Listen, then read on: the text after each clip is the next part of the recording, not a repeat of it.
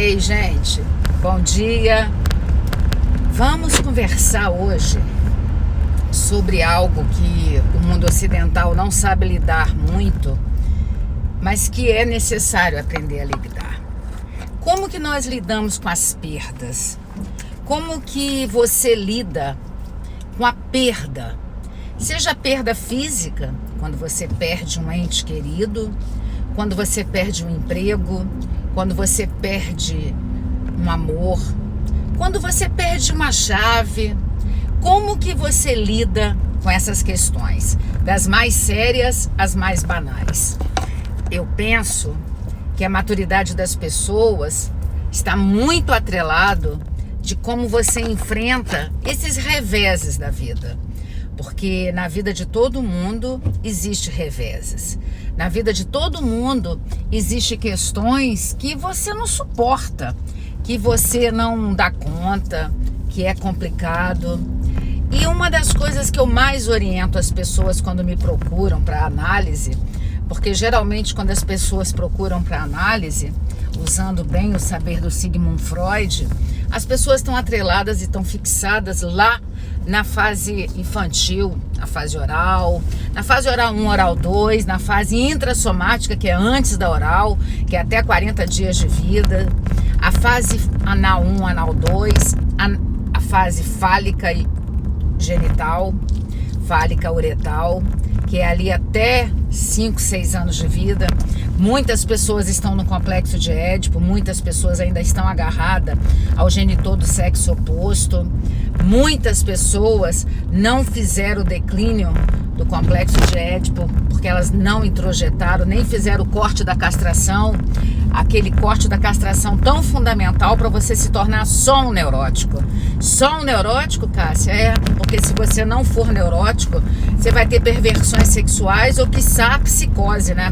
Você não está em contato com a realidade, você está em contato com o mundo.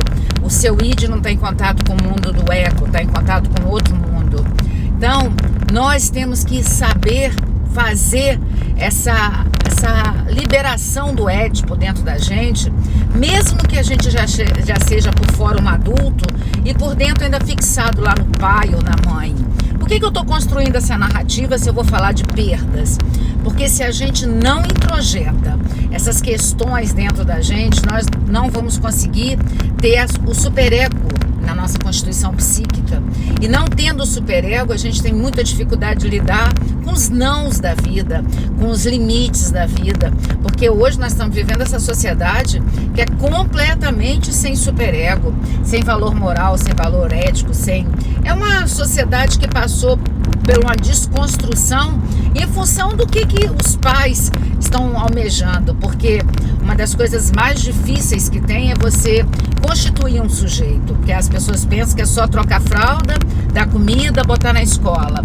Não, você gerar dentro de um ser humano uma autoestima, uma aceitação de quem ele é, uma das coisas mais difíceis que tem. Eu estou passando por uma ponte que tem aqui, que eu estou indo num local que tem que fazer certas coisas na vida que são obrigações nossas em função da nossa empatia pela vida. Então eu estou passando aqui pela ponte para ir lá. São 8h51 do dia 19 de fevereiro, amanhã é o dia da aula online, resgatando essa criança interior, né? Que ferida que está dentro da gente. E depois você entra na fase da latência, para finalmente com 11, 12 anos você entrar na fase genital, que a gente deixa de amar a gente mesmo e passa a amar as outras pessoas.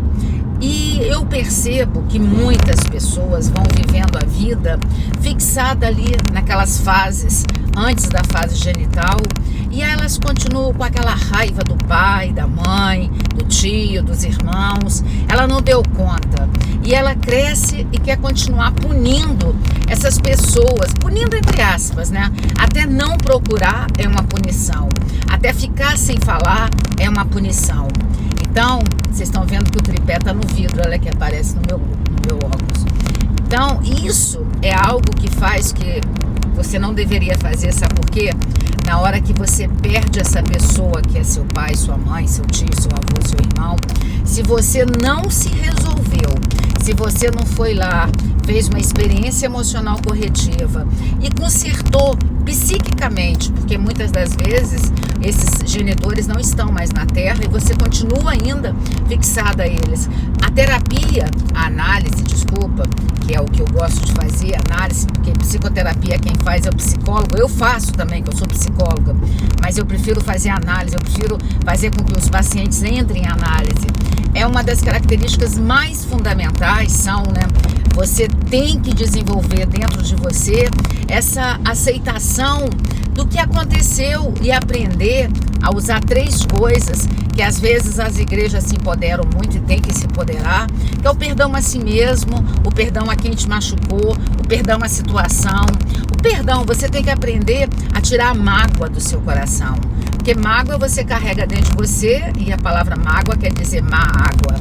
Então, eu tenho muita satisfação de quando alguém vem fazer análise comigo, que eu consigo fazer a pessoa perceber que não adianta ficar afastada do pai ou da mãe, porque no final, uma hora eles acabam morrendo, que é a lei natural da vida, os pais vão na nossa frente, e se você não elaborou essas coisas, você vai ficar com muita culpa produzida pelo superego, porque dentro do superego existe o sentimento de culpa. Quem produz o sentimento de culpa é o superego. O superego produz sentimento de culpa que faz com que você não consiga se resolver. E aí você deixou de ter a pessoa, você achou que ia ter todo o tempo do mundo para corrigir as questões, as demandas do passado, e você às vezes não tem, porque a morte vem e rouba alguém da gente muito mais rápido do que a gente pensou.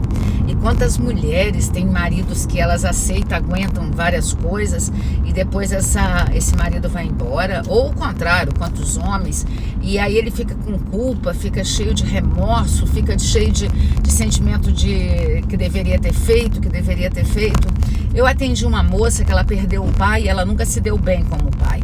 Ela hoje tem 60 anos, já é uma senhora, moça é forma de falar, né? Ela me autoriza a falar isso.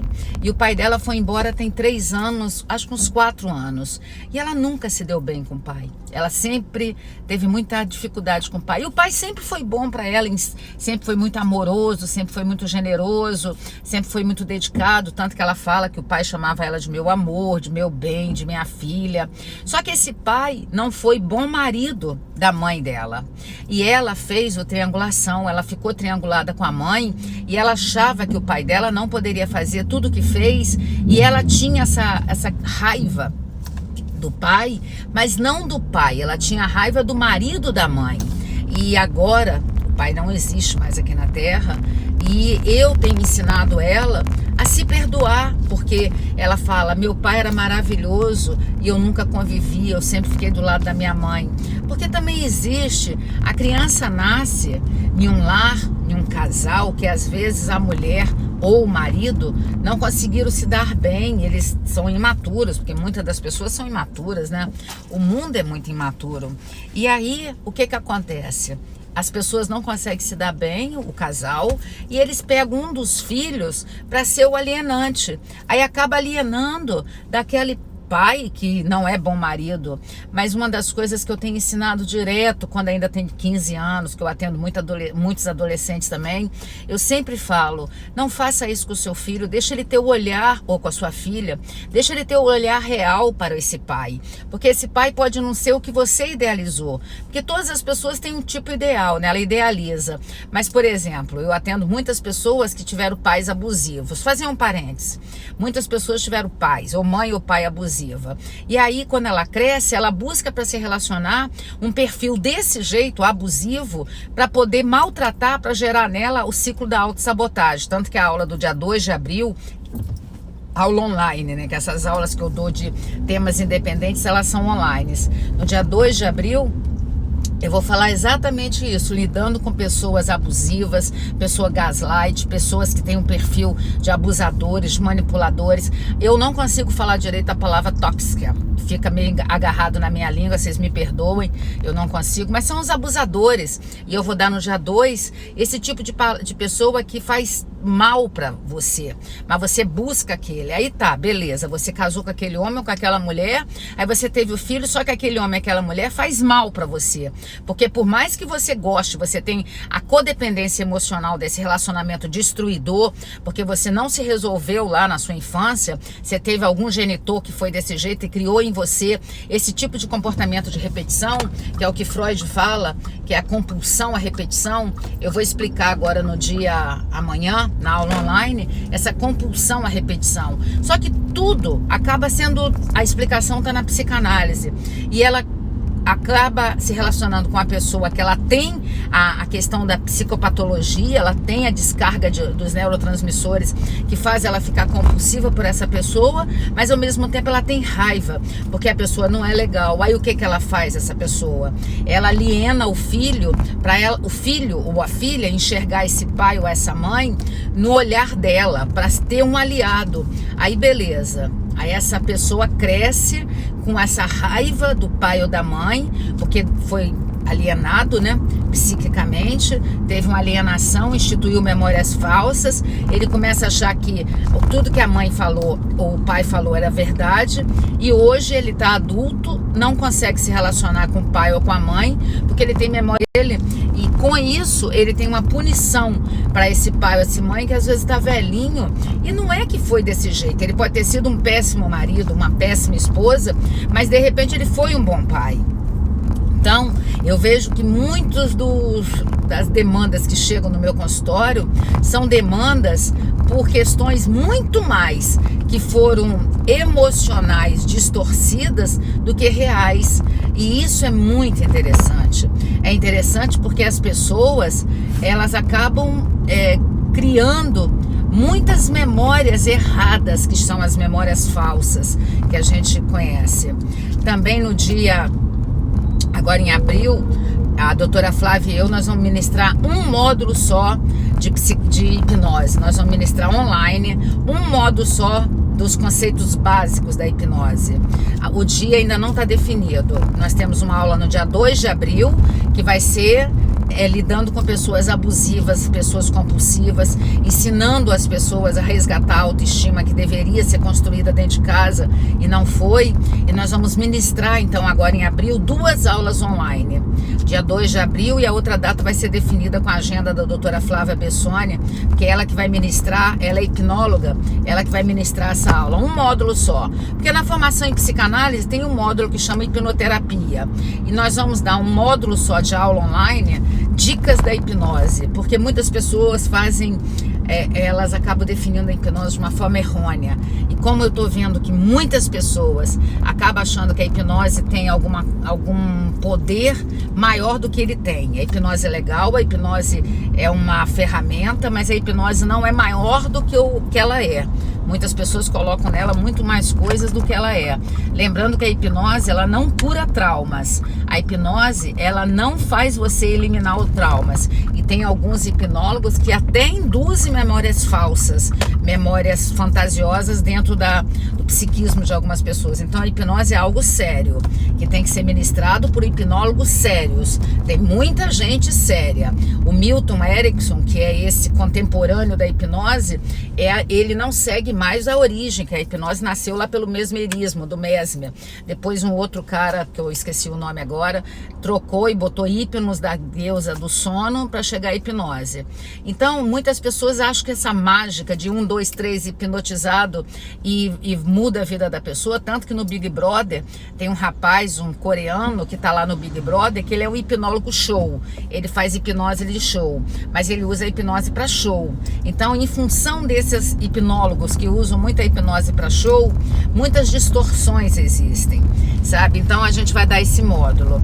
E por que eu tô falando isso? Porque dentro da hipnose também tem as memórias falsas, que alguns hipnólogos induzem as pessoas a memórias falsas. Então é tudo tão sério, gente, que eu penso o seguinte: como que você lida com a perda?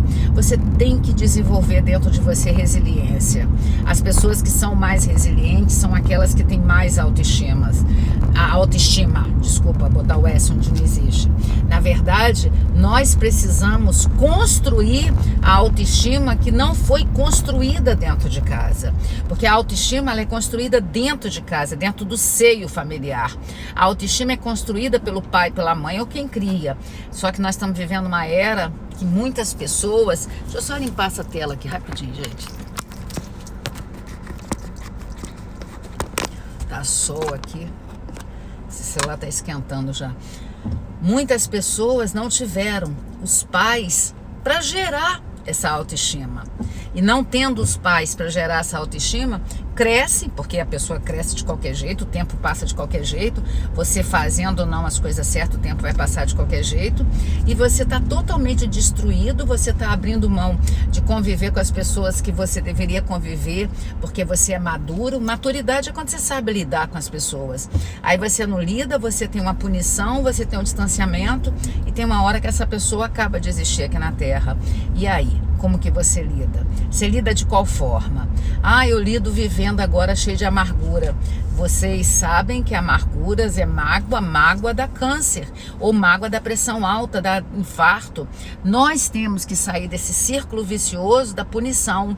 Então essa é a minha dica. Espero que vocês tenham gostado da dica de hoje, espero que tenha valido a pena, espero realmente que a vida de vocês mudem para vocês aprenderem a ser pessoas que têm mais capacidade emocional. Não fica vivendo essa vida achando que você vai ter todo o tempo para resolver. Esse nosso mundo ocidental não ensina a gente a lidar com as perdas, mas existem perdas que às vezes elas vão nos ensinar a desenvolver maturidade emocional. E a minha dica é: não perca tempo, porque às vezes você pode não ter o tempo que você tanto almeja, tá bom? Espero que tenha valido a pena, tá bom, gente? Tchau, obrigada, beijão. O telefone para você fazer a formação em psicanálise, que é presencial, 27 99 505 1960. Ou a aula online. A aula de quinta-feira lotou, sexta-feira já estava lotada a plataforma. Várias pessoas procuraram agora, nessa última semana, e não tinha mais vagas. Então já garanta a sua vaga da aula online do dia 2 de abril, que nós vamos falar de pessoas abusivas, as pessoas gaslight, as pessoas que só pensam nela, as pessoas que estão por aí, maridos, esposa, filhos, gestores, amigos, que fazem a gente acreditar em entrar naquele círculo vicioso da codependência emocional, da manipulação, e são pessoas que são extremamente egoístas, mas às vezes elas chegam muito generosas. Desconfia das pessoas, os melhores amigos da primeira semana. A doutora Ana Beatriz que fala isso, do livro Mentes Perigosa. Eu tenho alguns vídeos aqui que eu postei uma série de livros, eu não vendo livros, tá? Mas para sugerir. Eu não tenho muita paciência para escrever, eu gosto de ensinar, eu gosto de falar. Muitas pessoas falam: você faz um livro. Eu falei: eu não tenho paciência. É algo que eu não tenho paciência. Os meus anais são falar, são ensinar. Eu nasci para dar aula, eu nasci para estudar e ensinar, tá bom? Então eu tenho vários vídeos lá no canal de YouTube que eu indico vários livros. E espero que você goste. Para você entrar em contato com o Instituto Cássia Rodrigues, é 27, que eu moro na segunda capital em qualidade de vida, Vitória do Espírito Santo, 99 505 1960. 99 505 1960. A psicanálise é presencial. O valor da mensalidade da psicanálise é 350 e você vai ser inserido no e-mail da turma e você por mês vai ter a apostila para você estudar. Então a apostila é um bônus que a gente dá nesse 350. E as aulas online também são 350, mas nós estamos com preço de 210 se você fazer sua inscrição agora. São só 100 vagas por turma e nós lotamos a essa de amanhã já tem uma semana que não tinha mais vaga. E nós vamos começar a formação livre em neurociência, que a mensalidade é 450, mas essa é em maio, tá bom? E é online, neurociência online também. Só a psicanálise que é presencial. Beijo no coração, tchau.